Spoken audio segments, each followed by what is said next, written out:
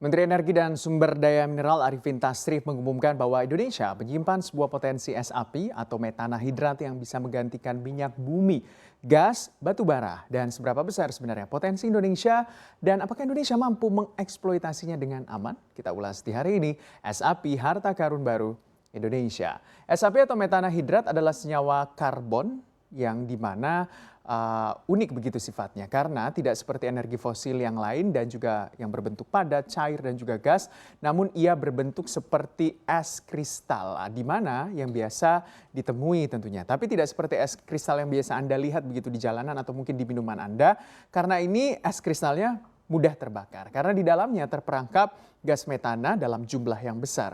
Makanya disebut dengan es api. Nah, sejauh ini sebenarnya sudah mulai ditemukan sejak tahun 1960 di Rusia, di mana saat itu juga ilmuwan negeri tirai besi menemukan akumulasi gas alam di zona hidrat lapisan perairan. Temuan ini juga dipublikasikan dalam sebuah jurnal ilmiah Rusia berjudul Doklady Academy Now, dan salah satu jurnal ilmiah tertua yang sayangnya tidak diterbitkan lagi sejak tahun 1992. Studi mengenai penggunaannya juga baru dimulai sejak tahun 2000 di tengah menipisnya cadangan energi fosil konvensional. Lalu seberapa besar sebenarnya potensi es api Indonesia?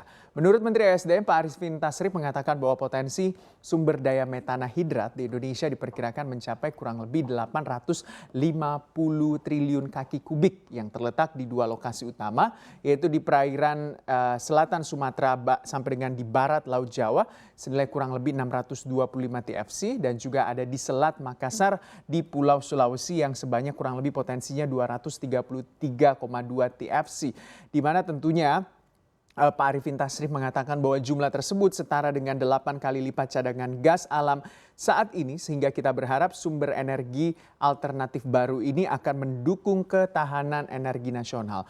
Walaupun Pak Menteri tidak menyebutkan di mana sumber potensinya, tapi kalau kita runut lebih jauh sebenarnya, proyeksi mengenai potensi metana hidrat Indonesia bersumber dari US Geological Survey di tahun 2000, di mana dalam studi US Geological dikatakan tiap 1 meter kubik es api menyimpan 160 meter kubik gas atau setara dengan kurang lebih kalau energi listrik adalah 5.145 kWh. Dengan peluang yang sangat besar, Pak Menteri ESDM juga berharap energi atau es api ini juga bisa dikembangkan sebagai energi alternatif di masa depan. Dengan potensi yang sangat besar juga kalau kita lihat ya, ini dimanfaatkan oleh negara-negara lain untuk mencari sumber-sumber es api di negara mereka masing-masing. Sebut saja yang pertama adalah Jepang, di mana negeri matahari terbit ini menjadi negara Asia yang paling pertama yang melakukan sebuah studi dan juga eksperimen ekstraksi es api, yaitu sejak tahun 2013. Karena Jepang memang saat ini sudah tidak memiliki cadangan energi fosil konvensional dan juga sangat bergantung pada pasokan batu bara dan juga gas dari impor mereka. Di mana kalau kita ketahui juga bencana nuklir Fukushima di 2011 lalu semakin membuat Jepang untuk menemukan alternatif energi mandiri. Tapi sampai sekarang Jepang juga belum menemukan know-how-nya untuk mengeksplorasi es api secara aman dan juga efisien. Di sisi lain sebenarnya juga kalau kita lihat China juga sudah mulai melakukan ekstraksi atau mungkin tidak mau kalah begitu ya dari Jepang. Karena di tahun 2017 China mulai melakukan uji coba ekstraksi es api. Bahkan China itu berhasil menyalip Jepang dengan mengumumkan kalau China sudah berhasil mengekstraksi senyawa es api yang naik ke permukaan bumi begitu ya dengan lebih efektif daripada Jepang. Dan di tahun 2020 lalu Kementerian Sumber Daya Alam China menuliskan secara resmi di tanggal 17 Februari sampai dengan di 18 Maret China sudah mencetak rekor dengan mengangkat kurang lebih 861.400 meter kubik es api dari laut yang berada di kedalaman 1.225 meter. Ini juga merupakan sebuah rekor ekstraksi es api terbesar dalam sejarah modern.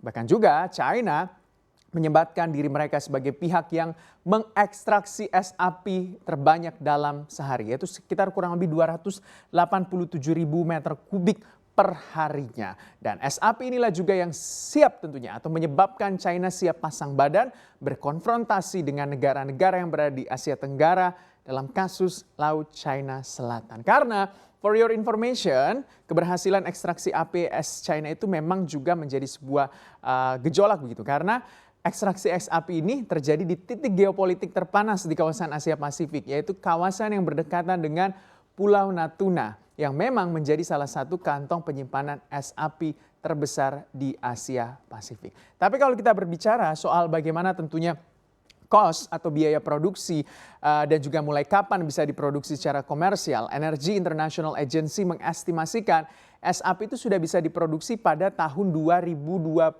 mendatang, di mana tentunya dengan biaya kurang lebih 4,7 US dollar hingga 8,6 US dollar per MMBTU-nya. Kalau dihitung-hitung memang biaya terhitungnya itu lebih murah dibandingkan dengan rata-rata biaya produksi energi lain, seperti misalnya biaya produksi turunan minyak tanah seperti misalnya kerosin, dan juga tentunya untuk biaya produksi batu bara yang bisa dikatakan batu bara memang cukup murah, 10,18 US dollar per MMBTU, tapi es api itu di angka 4,7 sampai 8,6 US dollar per MMBTU-nya. Jadi es api ini memang sangat menjanjikan secara komersial dan juga ketersediaannya berlimpah dibandingkan dengan energi fosil konvensional yang kian menipis. Tapi ada juga risiko yang Anda harus ingat dan juga dampak yang harus dihadapi ketika melakukan eksplorasi es api secara besar-besaran dan juga tidak aman.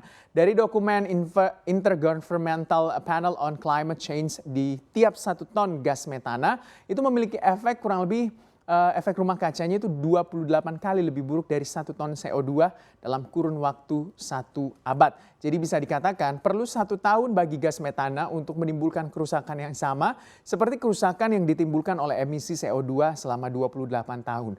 Selain itu juga ada kekhawatiran mengenai bagaimana adanya potensi tsunami yang bisa saja terjadi di kalangan masyarakat Jepang. Dan proyek ini sebenarnya mendapat penolakan karena kekhawatiran masyarakat Jepang terjadi perubahan tekanan di dasar permukaan laut akan mempengaruhi lantai samudera dan juga memicu gempa. Kalau dinding-dinding lautnya roboh dalam skala masif karena terjadi perubahan tekanan, dikhawatirkan terjadi tsunami. Makanya masyarakat Jepang menolaknya. Nah, kalangan pemerhati lingkungan juga mengkhawatirkan praktik eksploitasi es api di dasar laut berisiko merusak biota laut karena tentunya permafrost, tempat es api bersemayam ini juga merupakan habitat jutaan mikroplankton termasuk bakteri dan juga jasad renik yang berusia ribuan tahun. Memang kalau kita lihat lingkaran setan, permasalahan pemanasan global ini bisa memberi alasan solid untuk melanjutkan eksplorasi es api. Pasalnya peningkatan suhu bumi secara alami akan membuat lapisan es dan juga permafrost mencair yang diikuti terlepasnya gas metana ke atmosfer. Daripada terbuang langsung begitu ya, lebih baik dipakai untuk pembakaran, begitu kurang lebih logikanya. Tapi pertanyaannya, siapkah Indonesia mengekstraksi es api secara aman?